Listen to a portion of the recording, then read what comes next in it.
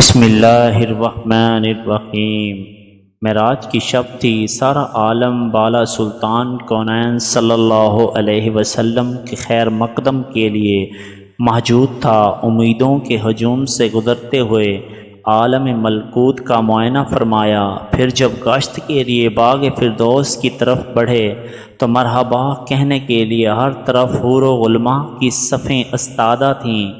حضرت جبرائیل علیہ السلام قدم قدم پر ہم رکاب تھے، جنت کی سیر کرتے ہوئے ایک مقام سے گزر رہے تھے کہ حضور صلی اللہ علیہ وسلم کی چشم اقدس ایک غمگین حور پر پڑی جو ایک درخت کی ٹہنی تھامے ہوئے رو رہی تھی۔ حضور صلی اللہ علیہ وسلم کو بڑا چنبا ہوا۔ حضرت جبرائیل علیہ السلام سے ارشاد فرمایا کہ دریافت کرو یہ حور کیوں رو رہی ہے، جنت کے عیش و دوام میں اسے کون سا غم لاحق ہو گیا ہے۔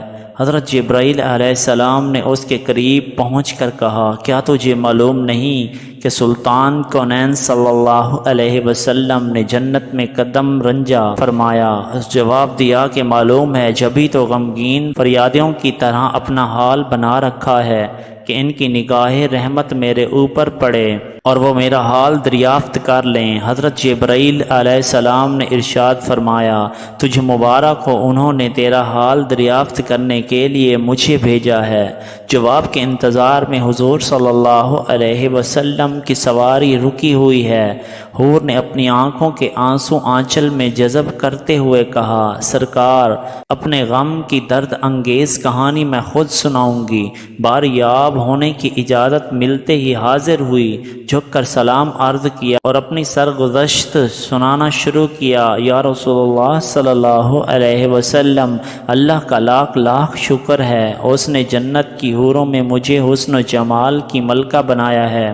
آٹھوں جنتوں میں میری طلت و زیبائی کا کوئی حریف نہیں ہے۔ اگر بے نقاب ہو جاؤں تو دیکھنے والوں کی آنکھیں خیرہ ہو جائیں اور جنت میں دوپہر کا اجالا پھیل جائے۔ یا رسول اللہ صلی اللہ علیہ وسلم، ایک دن کا واقعہ ہے کہ اچانک میرے دل میں خیال گزرا کہ قیامت کے دن ساری حوریں کسی نہ کسی بندہ مقبول کے حوالے کی جائیں گی۔ عالم الہی میں میرا بھی کوئی جوڑا ضرور مقرر ہوگا جس کی رفاقت میں مجھے دائمی زندگی گزارنی ہے۔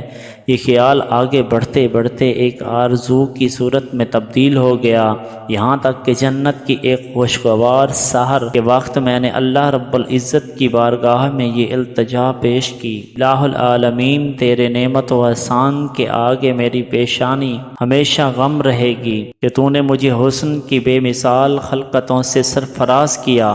الہ العالمین، مدت سے ایک آرزو سینے میں مچل رہی ہے کہ عرصہ قیامت میں اپنے جس بندہ مقرب کے حوالے تو مجھے کرے گا، ذرا اس کی ایک جھلک مجھے بھی دکھلا دے، کم از کم یہ تو دیکھ لوں کہ میرا جوڑا کیسا ہے۔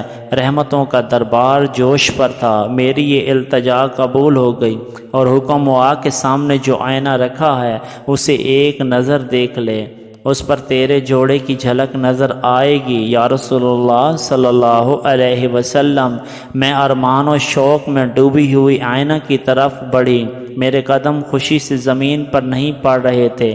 آج عالم جاوید کے محبوب ترین ساتھی کو دیکھنے جا رہی تھی، جو ہی نگاہ اٹھائی دل پر ایک بجلی گری اور آرزوؤں کا سارا خرمن جل گیا۔ دل کو کسی کروٹ چین نہیں ہے، ہمیشہ اس غم میں سلگتی رہتی ہوں کہ ایک بد شکل سیاہ فام اور وحشت ناک چہرے کے ساتھ میرا کیوں کر نباہ ہو سکے گا، جبکہ اس کے تصور سے طبیعت کو دہشت ہونے لگتی ہے۔ حضور اکرم صلی اللہ علیہ وسلم نے زیر لب مسکراتے ہوئے دریافت فرمایا، اپنے جوڑے کا جو سراپا تو نے آئینہ میں دیکھا ہے میرے سامنے بیان تو کر۔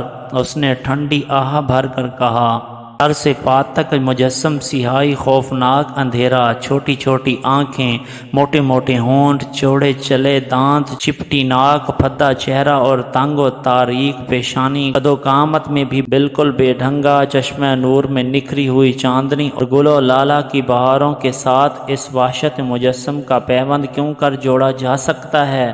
وہ جب اپنی بات ختم کر چکی تو حضور صلی اللہ علیہ وسلم نے سر اٹھایا، آنکھیں غیر غیرت جلال سے سرخ ہو گئیں۔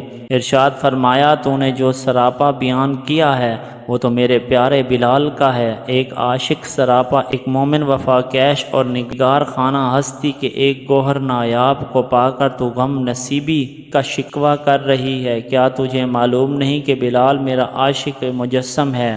میں نے اپنی پلکوں کے سائے میں اسے پناہ کی جگہ دی ہے، اور سن لے میرا بلال بارگاہ یزدانی میں تقرب کی اس مسند امتیاز پر فیض ہے کہ فردائے قیامت میں اس کے جسم کی سیاہی حوران خلد کے رخساروں پر تل بنا کر تقسیم کر دیے جائیں۔ آتش کدہ عشق میں وہ نکھرا ہوا سونا جس نے محبت کی شیفتگی میں دونوں جہاں سے منہ پھیر لیا، وہ حسن مجرد کا تماشائی ہے۔ دوست کا حسن وہ کیوں کر خاطر میں لائے گا؟ اپنے جلووں کی زیبائی پر تو غرور نہ کر۔ ہو سکتا ہے جس دن 70,000 نقاب الٹ کر تو بلال کے سامنے آئے، میرا بلال تجھے ناپسند کر دے۔ حضور اکرم صلی اللہ علیہ وسلم کا ارشاد سن کر وہ اپنے جذبات قابو نہ رکھ سکی۔ اللہ تے جمال کا سارا خمار اتر گیا اور اس طراب شوق کی رفتگی میں چیخ پڑی، حضور صلی اللہ علیہ وسلم میری معذرت قبول کیجئے، میرے غم کا بوجھ اتر گیا۔